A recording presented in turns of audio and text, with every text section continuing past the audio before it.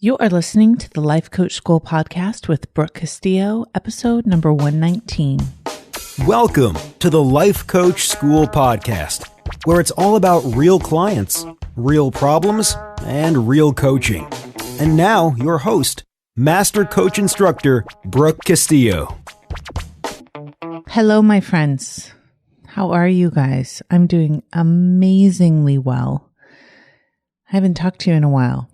It's been 3 stop over drinking episodes, and now I'm back. So I'm thrilled to be back. I'm thrilled with all of the amazing feedback from Stop Over Drinking and the membership site and everything that we have going on there. I'm super excited about that. I think we're going to be able to help a lot of people with that work, and it feels like such a huge accomplishment for our team here at the Life Coach School. So I'm beyond thrilled with that. I'm also really excited about our upcoming workshop that we're doing in El Dorado Hills here in July to really dive into some thought work and take it all to the next level. So hopefully you will be joining us for that. You can find out more by going to thelifecoachschool.com. In this episode of the podcast, we are going to be talking about emotional manipulation. One of my good friends actually requested this topic, and it's actually been really interesting to research it because there are so many ways of looking at it and understanding it. So a lot of times you may hear this concept of emotional manipulation. So first, what I want to do is define it. And then second of all, I'm going to say that it's somewhat of a misnomer because manipulation makes it sound like we are able to manipulate other people's emotions. And so I kind of want to start with the whole caveat that that is not entirely accurate. We are not able to manipulate other people's emotions, and they are not able to manipulate our emotions without permission. Now, a lot of us do not have the emotional awareness to really stop ourselves from believing what someone tells us. We aren't able to kind of create that pause or interrupt that model in order to take responsibility for what we're thinking. But that does not mean that we are not responsible for what we're thinking. And so as I go through and talk about this concept with you, I want to make sure that you understand that no matter what anybody says to you, no matter what thoughts they offer you to think, you are 100% in control of whether you believe or take on those thoughts. So if you feel like you have someone in your life who has the ability to emotionally manipulate you without your permission, you are very confused. Okay. Now, it doesn't mean that it's not challenging, and it doesn't mean that the person may not be convincing or something like that. I'm not saying that, but I just want you to know, and this is very good news, that you are always 100% in control of what you choose to think and believe. That is your choice. So let me define what emotional manipulation is. Emotional manipulation is the attempt to control how someone feels by manipulating what they think and believe.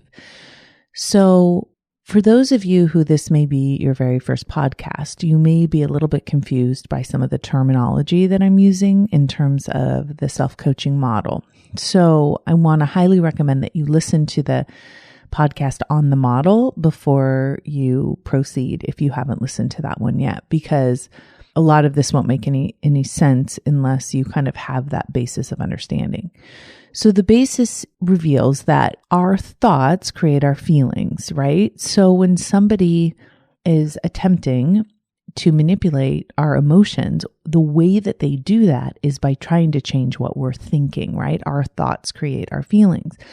So most people don't understand that this is what they're trying to do. They don't understand the components of the model and how our thoughts create our feelings. But if somebody's into emotional manipulation, they know that they can convince you or talk to you in a way that will make you think a certain way and therefore feel a certain way. So when you have this awareness going into it, then you can be very clear about how you think and decide to feel because of that. So what I want to offer you here is that somebody will tell you what they want you to think. Somebody will tell you what they think about you. Somebody will say something to you as if it is the truth and expect you to believe it and take on those thoughts. And if you do, then you will feel the way that they want you to feel. Now, what is the point of somebody who's into emotional manipulation? Why are they trying to create your thoughts and your feelings in a different way than maybe what you are thinking and feeling? And ultimately, the attempt to control how you think and feel is to control how you act, because your thoughts create your feelings and therefore your actions. So emotional manipulation is really about changing how somebody feels so it will change the way they act. And if you aren't aware of how the world works and you aren't aware of the self-coaching model, this can be something that happens beneath your awareness. This can happen without you even recognizing what's going on. So why is that so important? Because you inadvertently are abdicating responsibility for how you're acting. And in many times you may end up blaming that other person for how you're acting, which will create a lot of negative emotion unnecessarily. So here's what happens. Somebody tells you something or talks to you in a way or convinces you to think in a certain way. When you take on that thought, then you start to feel a certain way and then you act in a certain way. That is emotional manipulation. So they haven't just controlled the way you are feeling, they've controlled the way you're thinking, feeling, and acting. Now, literally, they can't do this. But if you are unaware of how the mind works, you're unaware of how your emotions work, it will feel that way. I think the best way for me to talk about this is to give you some really specific examples. I have had in my own life people who have attempted to emotionally manipulate me. And I think that it's very, very important to acknowledge that a lot of times when people do this, they don't even realize that this is what they're doing. So for example, my mom would try and my dad too would try to emotionally manipulate me, but they would have never called it that and they wouldn't have acknowledged that they were doing anything negatively, but this is what it looked like, just so you understand. One of the main emotions that people use for emotional manipulation is guilt, right? So they try and create a scenario where you feel guilty. So in my example, it would be, it makes me sad when you don't come visit. It makes me sad when you don't call.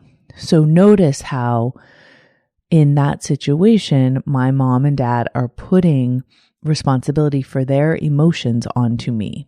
So they want me to accept the thought that I am responsible for how they're feeling. Now, I know that I'm not responsible for how they're feeling, and I'm aware that that's just a thought, but many people won't be aware of that, right? And for most of my life, I wasn't aware of it. Another thought for guilt could be, you owe me.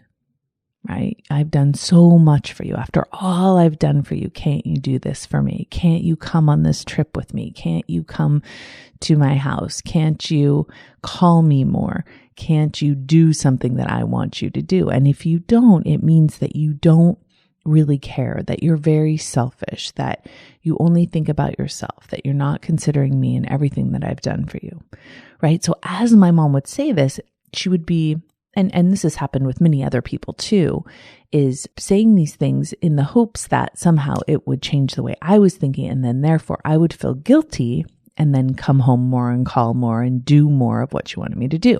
Same with my dad. And of course, my dad didn't even realize he was doing this.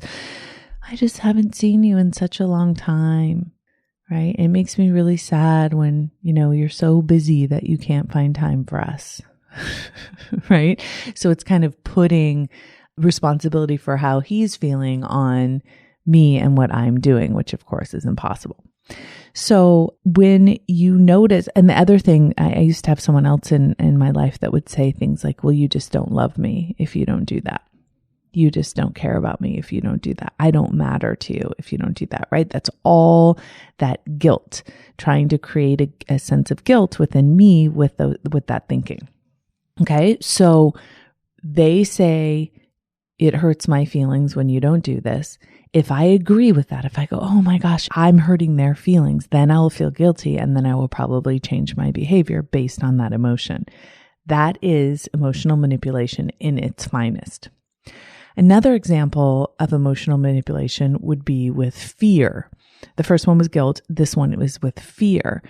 And that is when somebody tries to emotionally manipulate someone else by creating fear within them. And they can do that by threatening them, by giving them thoughts like, I will kill you, I will hurt you, I won't be your friend, I won't ever talk to you again, you better do this or else, right? Those kind of thoughts are intended to be taken on by the person and therefore, and believed by the person that they're attempting to emotionally manipulate. And then that person would feel fear and then act out of that place of fear in the way that the other person wanted them to. Notice how they're manipulating their thoughts and their feelings in order to get the action.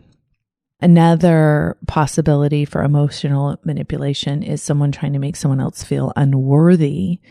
Notice that these are all negative emotions. So the person is trying to create a sense of unworthiness within them, which is kind of like nobody cares about you.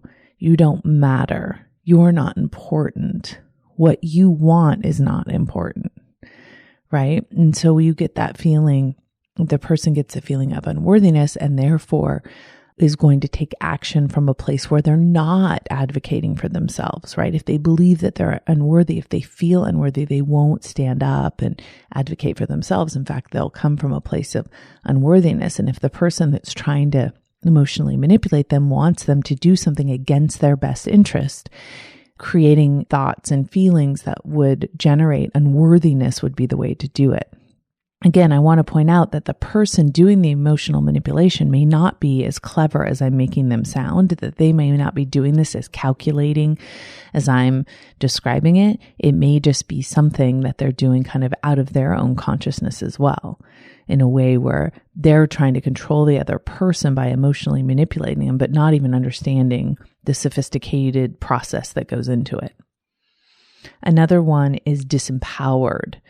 A lot of times people who are emotionally manipulating other people are trying to disempower them so they don't have their own opinions. They don't disagree or argue with whatever the person's asking them to do.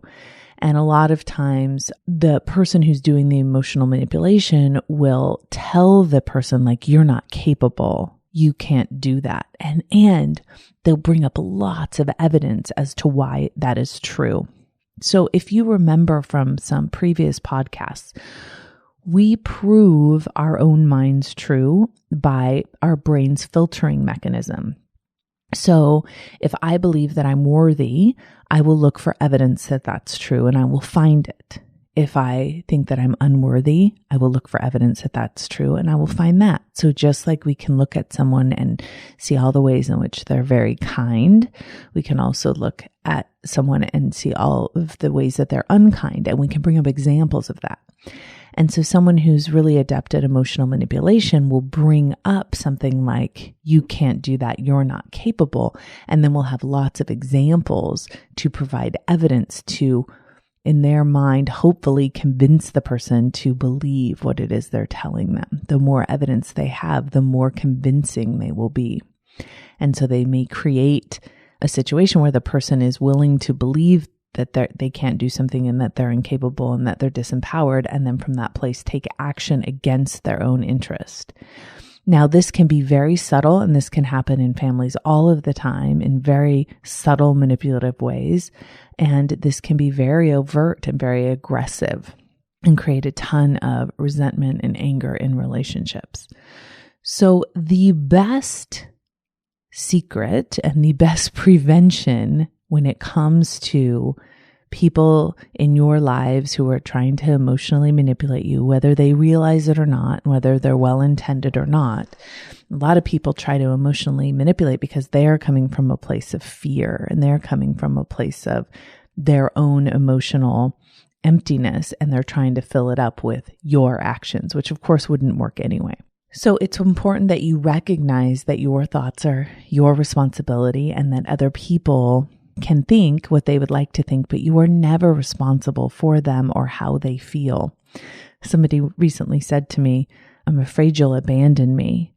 And I said to them, I learned a long time ago that adults can't be abandoned emotionally. I didn't know that before. And so that's so great to know. As children, we can be abandoned, of course, but as adults, we can't be abandoned. We're capable in and of ourselves. So one of the other things that is really important to remember is that you have the ability to create boundaries. And boundaries mean that other people can behave the way that they want to, but you will have your own rules for how you will behave to take care of yourself. So if someone is constantly trying to emotionally manipulate you and they're constantly trying to brainwash you with negativity and evidence and trying to create feelings of disempowerment, you have the ability to set up a boundary and say no and not listen to that and not be in the presence of that energy if you don't want to. And the way that you'll know that you're allowing yourself, quote unquote, to be emotionally manipulated is you will probably feel a lot of resentment and blame and anger.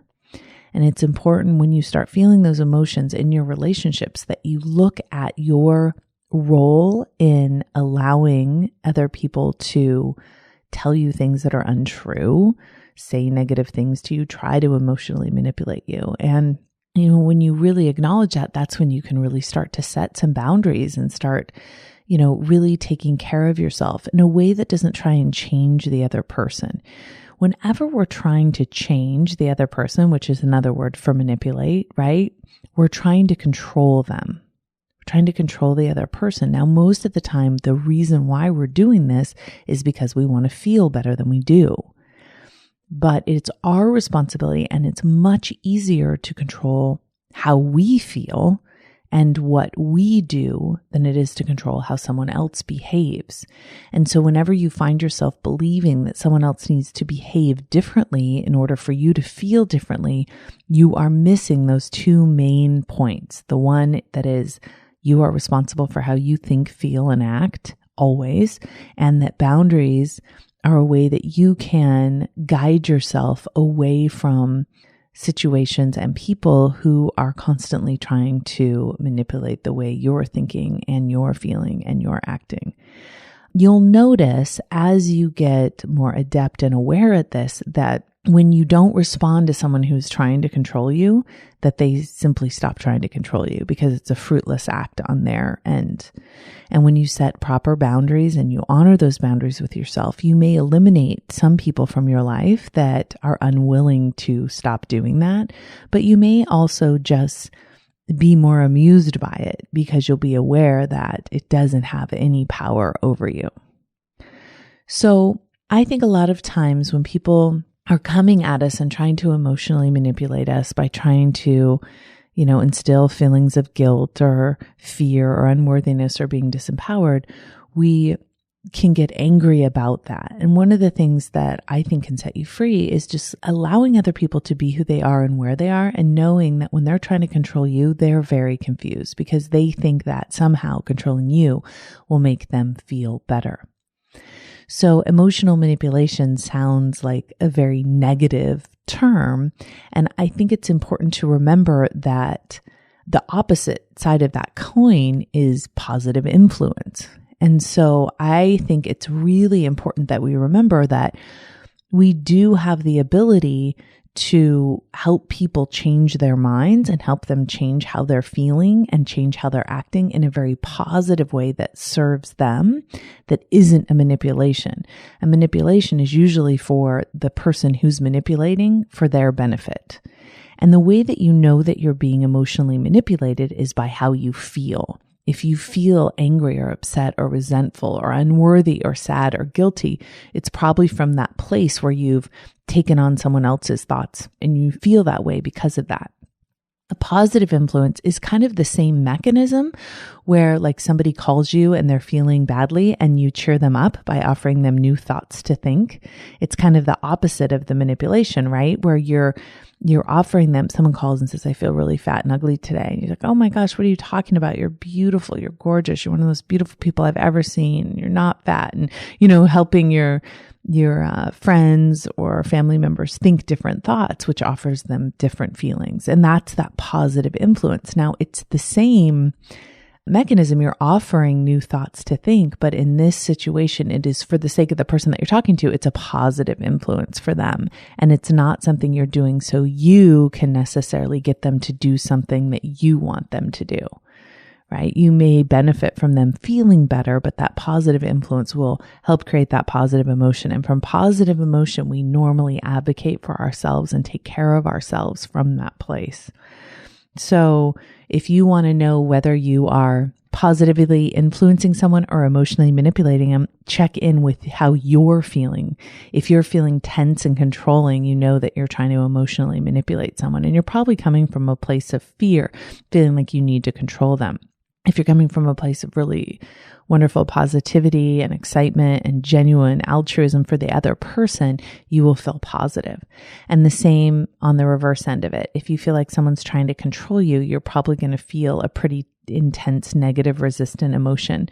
If someone's offering you thoughts to think that would help you feel better, then you know that you're probably coming from a place of positive influence and you're feeling that from the people that are speaking to you. So the two things you want to remember is that you are responsible for how you think and feel. No one can emotionally manipulate you without your permission.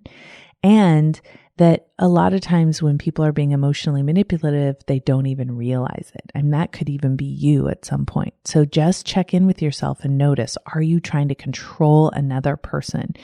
You will know if you feel tense and controlling. You'll know that you might be in that space. And your awareness and paying attention to how you feel and how you think and what you're doing and why you're doing it will really help set you free from any emotional manipulation on either side of that coin. So I hope that was helpful today. I know that some people had some pretty specific questions about it, so I hope that they were all answered. And I hope that you are free next time somebody tries to emotionally manipulate you. You can look at them and realize how much power you have over your own life and how little power anybody else has. All right, you guys have an amazing week. I'll talk to you next week. Bye-bye.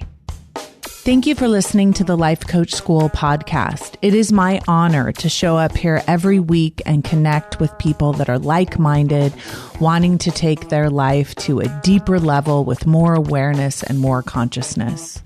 If you are interested in taking this work to the next level, I highly encourage you to go to thelifecoachschool.com/how to feel better online. It is there that I have a class that will take all of this to a deeper application where you'll be able to really feel and experience how all of these concepts can start showing up in your life. It's one thing to learn it intellectually. It's another thing to truly apply it to your life. I will see you there. Thanks again for listening.